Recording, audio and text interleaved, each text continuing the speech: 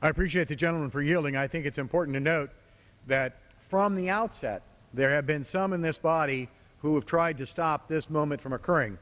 I introduced legislation as soon as I heard that the President intended to bring detainees from Guantanamo Bay to the United States and to close Guantanamo Bay. I introduced legislation back last February to prohibit the President from bringing a single person who had ever been detained at Guantanamo Bay here to the United States. Mine was one of many bills introduced by Republican members of Congress. Gentleman, will yield. That was a good bill he filed too. That was a good bill he filed as well, and I appreciate the efforts in doing them. Our minority leader, Mr. Boehner, introduced a bill identical or very similar to mine. There have been other pieces of legislation. I just want to make it clear that I think that this is a grave error on so many fronts, it's hard to explain. And it's worth maybe trying to lay out some of those points for anybody who just listened. Number one, I think the gentleman made a good point of this earlier. If you bring terrorists to the United States, there is first and foremost the danger that by merely being physically present in the United States, they will acquire rights that they do not have in Guantanamo Bay, that they do not have in Iraq, or that they did not have in Afghanistan. I will add that no prisoner of war, no enemy combatant has ever had in the whole history of the world and of mankind. And why are we changing it? For some sense of political correctness? Because we doubt ourselves? Because we doubt that we were attacked? Because we doubt the sincerity of the insane comments you've just read from Khalid Sheikh Mohammed about his intention to kill us, about his bragging, I believe, of beheading Daniel Pearl himself? Those are shocking things. But that's just like the first of many reasons why this is a terrible policy. The gentleman did, I think, an excellent job earlier that maybe the average American doesn't think about. But think of the risk that you are imposing upon not just the sworn police officers who will transport the combatants brought here, and the jailers that will jail them, and the judges that will preside, and the clerks that will be in the room, or the bailiffs, but think of every single one of their family members. Not just their children, their wives.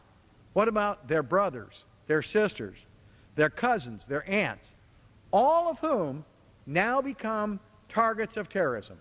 Because if I were a terrorist outside the United States and Khalid Sheikh Mohammed was going on trial in New York, I'd say, why don't I find the judge's cousin?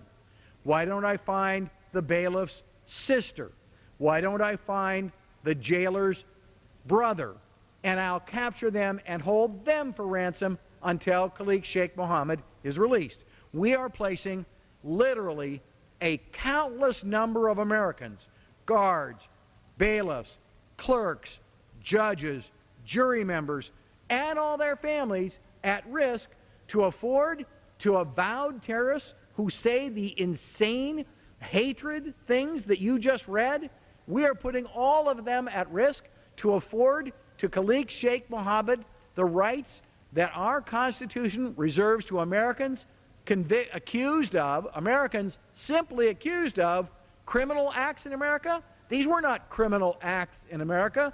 This was an act of war. As our colleague from Texas pointed out earlier, he made no mistake. When Osama bin Laden declared war against the United States, it was not, I plan to go rob the United States. It was not, I plan to go kidnap Americans in the United States and hold them for ransom. It was, I am declaring war against the United States.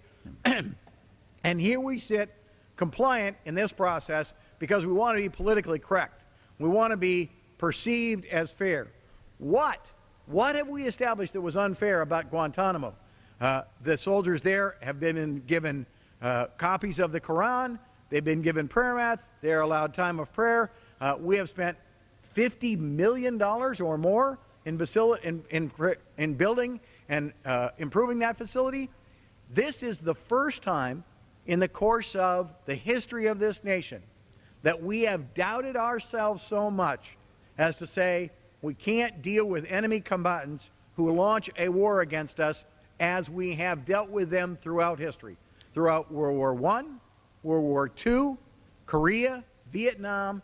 The tradition, the standards, the equity, the justice of the American military tribunal process has been established. And now, for the sake of political correctness, because somebody is unhappy, maybe somebody who is not a friend of the United States, maybe somebody who is not an ally of the United States, maybe somebody who wants to destroy this nation says, we don't like your system, so we're going to put them into the American criminal justice system. It makes no sense.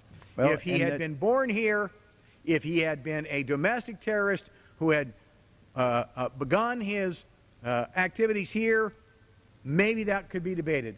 But that is not the case. Not born here, not a U.S. citizen, not here when the crimes were committed, plotted from overseas as an act of war under the command of Osama bin Laden, a man who had already declared war on the United States, and both of them part of an entity, Al-Qaeda, an entity that, as an institution, declared war against the United States.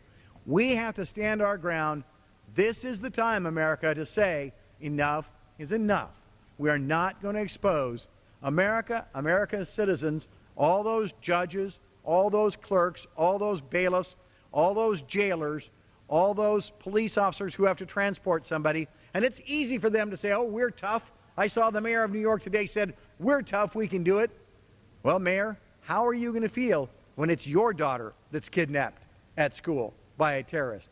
How are you going to feel when it's some clerk, some innocent clerk of the court whose daughter or son is kidnapped, or the judge's wife, or the jailer's little brother or little sister? This is political correctness run amok.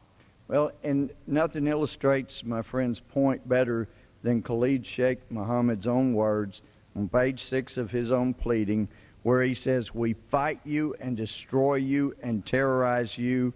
He goes on to say, so we ask from God to accept our contributions to the great attack on America. Those are not words of a conspiracy to commit a crime. Those are admissions of participation in an act of war. And I want to direct attention to New York City, where I'm sure the leaders like Khalid Sheikh Mohammed that are still loose are already planning. Think about the logistics in New York City. Well, you could provide a safe environment like we have in Guantanamo if you closed all the tunnels, if you closed all the bridges, if you closed the area around the court and the area around where these terrorists, these enemy combatants are being or will be held, you close that area off.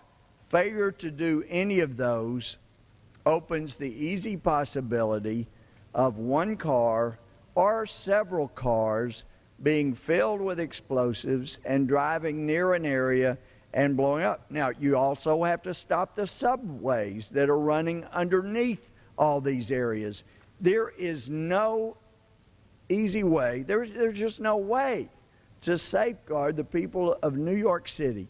And then my friend brings up the kidnapping of family members of participants in the case. But then there's also the problem of those who are threatened to be kidnapped. Now, when you have a big trial, normally it's not uncommon to have bomb threats called in. How many bomb threats do you think will be called in during the course of this trial?